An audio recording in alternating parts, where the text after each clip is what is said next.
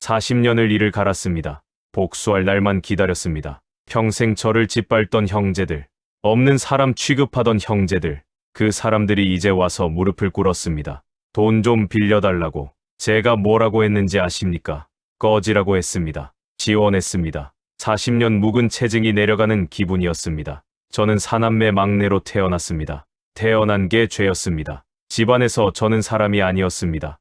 밥 먹을 때도 맨 마지막, 옷 입을 때도 형들 헌옷, 학교 갈 때도 찢어진 가방, 국민학교 입학식 날, 다른 애들은 새 옷 입고 왔습니다. 저는 형이 입다 버린 헌옷을 입었습니다. 바지에 기운 자국이 있었습니다. 애들이 놀렸습니다. 거지 새끼라고. 집에 와서 울었습니다. 어머니한테 새 옷 사달라고 했습니다. 뺨을 맞았습니다. 배부른 소리 하지 말라고. 형들은 새 옷을 입고 있었습니다. 저만 누더기였습니다. 아버지는 더 심했습니다. 큰형은 장남이라고 챙겼습니다. 둘째 형은 공부를 잘한다고 챙겼습니다. 누나는 딸이라고 예뻐했습니다. 저는 없는 사람이었습니다. 밥상에 반찬이 부족하면 저한테 먼저 안 줬습니다. 방이 좁으면 저는 마루에서 잤습니다. 아버지 생신 때 저한테는 먹을 것도 안 돌아왔습니다. 형들이 다 먹어버렸으니까요.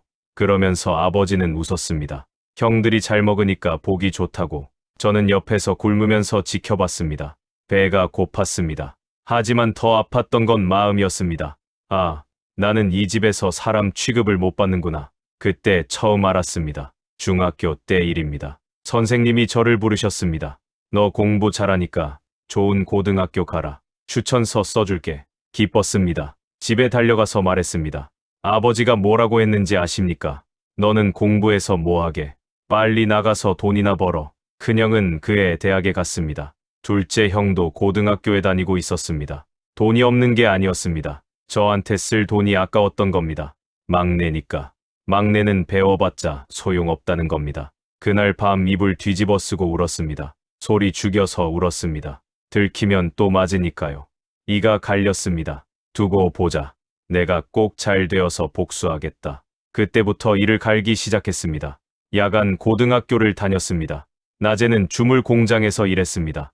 뜨거운 쇳물 옆에서 일했습니다. 손등에 쇳물이 튀어서 화상을 입었습니다. 흉터가 아직도 있습니다. 공장에서 쓰러진 적도 있습니다.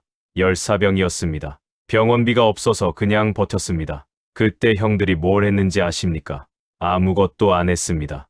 연락도 없었습니다. 저는 공장 기숙사에서 혼자 알았습니다. 가족이 뭡니까? 피가 섞인 게 가족입니까? 저한테 가족은 없었습니다. 태어날 때부터 없었습니다. 군대를 갔습니다. 강원도 최전방이었습니다.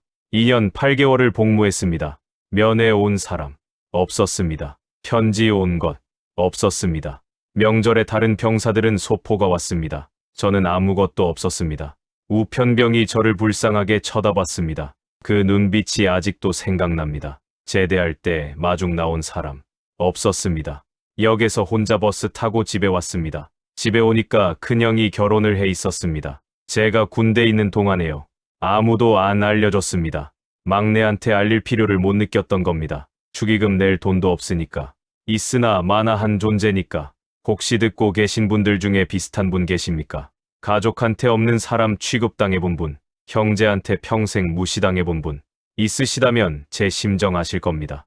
얼마나 이가 갈리는지, 얼마나 억울한지, 얼마나 복수하고 싶은지. 저는 그 마음으로 수십 년을 살았습니다. 이를 갈면서, 두고 보자 하면서, 꼭 성공해서 복수하겠다 하면서. 30의 작은 공구 가게를 열었습니다. 시작은 비참했습니다. 새벽 5시에 일어나서 밤 11시에 문 닫았습니다. 하루 18시간을 일했습니다. 1년 내내 쉬는 날이 없었습니다. 밥 먹을 시간도 없었습니다. 라면으로 때웠습니다. 마누라도 같이 일했습니다. 둘이서 죽어라 일했습니다. 그때 형제들은 뭘 했냐고요. 명절에 왜 안 오냐고 뭐라 했습니다.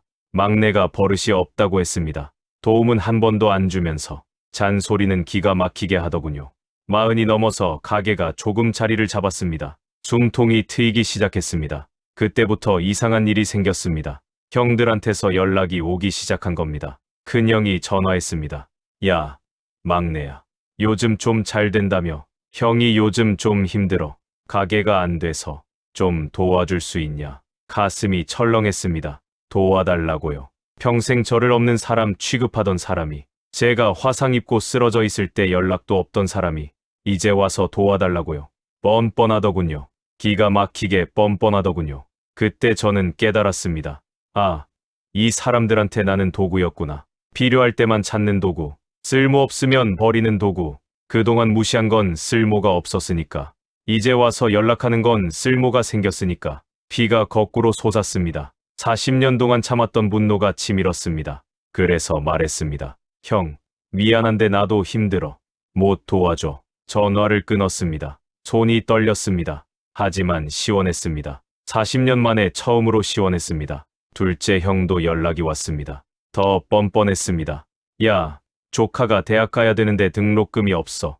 내가 좀 보태라. 그래도 피는 못 속이잖아. 피는 못 속인다. 웃음이 나왔습니다. 내가 야간 고등학교 다닐 때 어디 있었냐? 내가 공장에서 화상 입었을 때 어디 있었냐?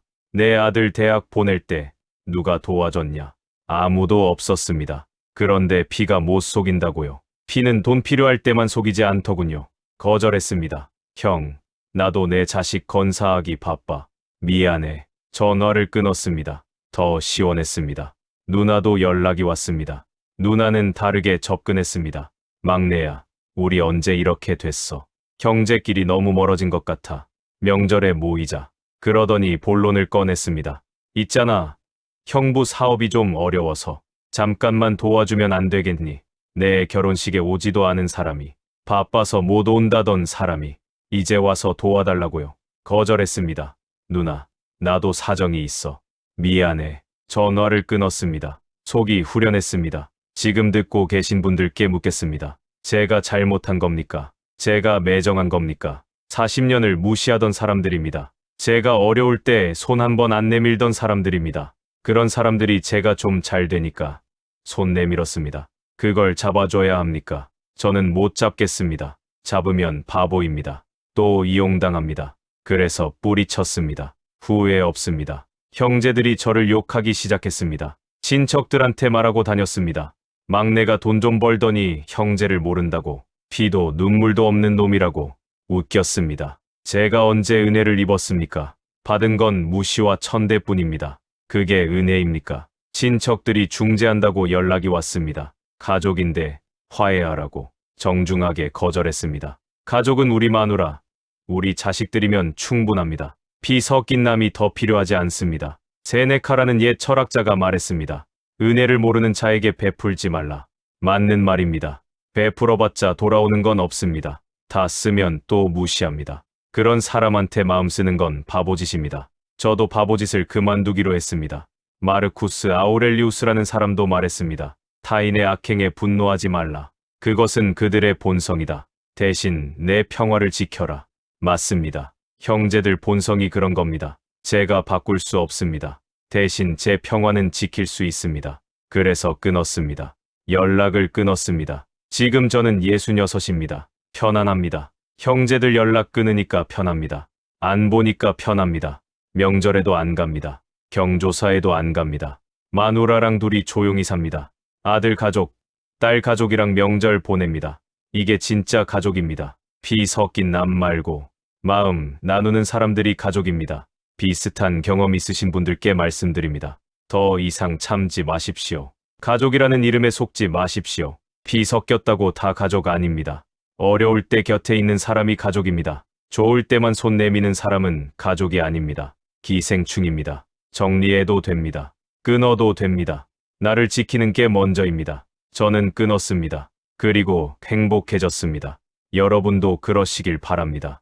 오늘 이야기는 여기까지입니다. 끝까지 들어주셔서 감사합니다.